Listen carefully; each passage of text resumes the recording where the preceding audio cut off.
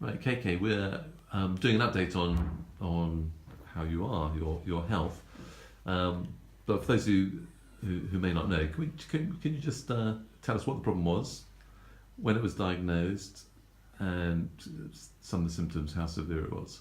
Yeah, I was diagnosed in 2006 with Crohn's, and at the time I was really, really ill. It's like every time I tried to eat or drink something, I would be sick straight away, and I lost so much weight. I went down to 5 stone.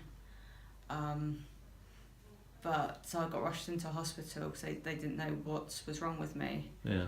I had, after going through many tests, they found a growth just past my stomach, which was totally blocking the food digestion process. So food could go into my stomach, but it couldn't go any further, so it had to come back up. And they done exploratory surgery and removed this growth. Yeah. And sent it away for tests, and I was diagnosed with Crohn's then. Yeah.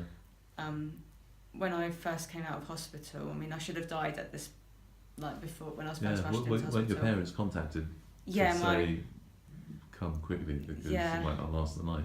My parents were, I was living in Wales at the time, and my parents were here in Reading. Yeah.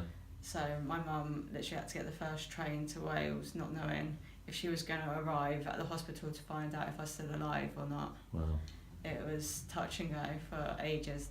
Yeah. She was told I probably wouldn't last the night. But I did. Yeah, you did. So I came So out... you were 17 then? 19. 19, right? 19, yeah.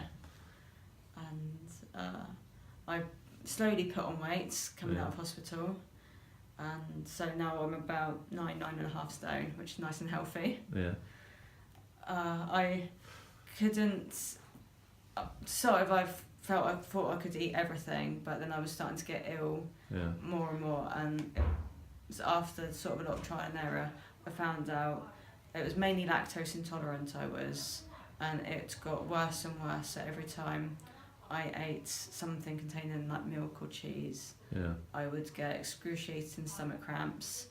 I would get like quite bad sickness as well. Yeah. And it got to a stage where I had to check all the ingredients on the back of food packets to make sure it didn't contain milk. Yeah. And I was having trouble with meat as well. It was, to start with, it was just like red meat, like steak. Yeah. But then it became all meats, including like the easier meats like chicken. Right. So I basically went vegan.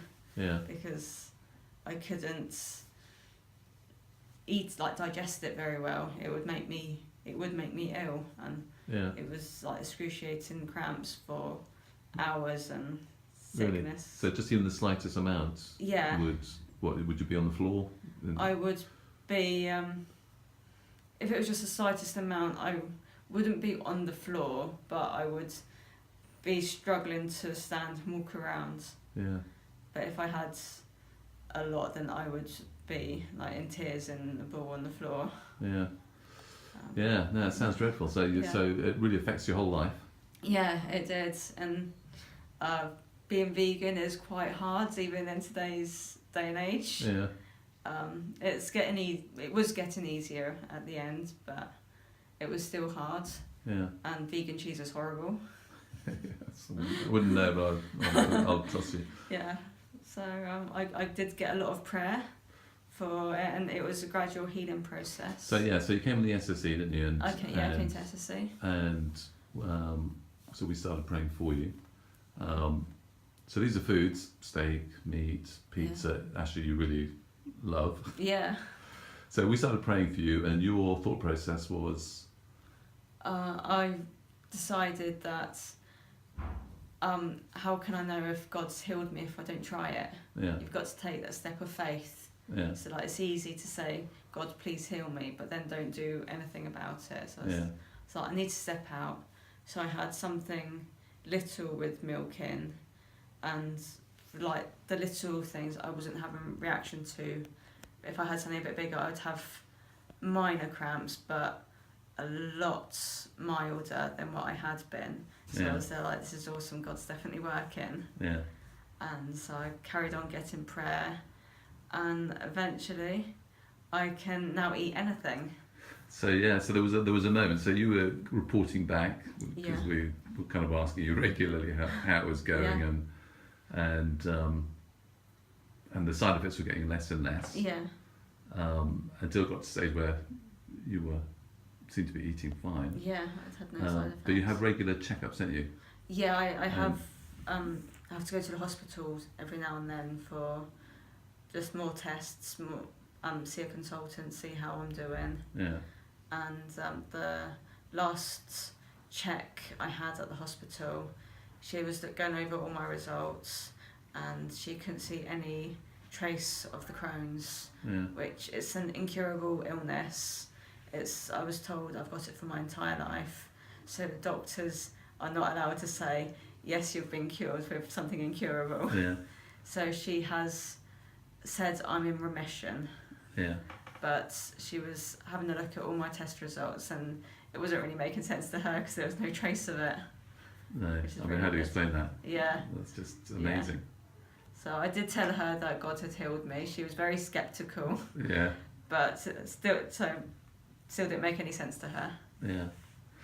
And so that's just amazing, isn't it? That Yeah. you know, the actual test showing no sign of it whatsoever. So we all agreed on that year that we would take you out for a steak Yeah. if you were able to eat, and you were. So we went out for a steak. That was a real highlight. It was. I think for us. I've got a photo of you eating your steak, which I'll just show now.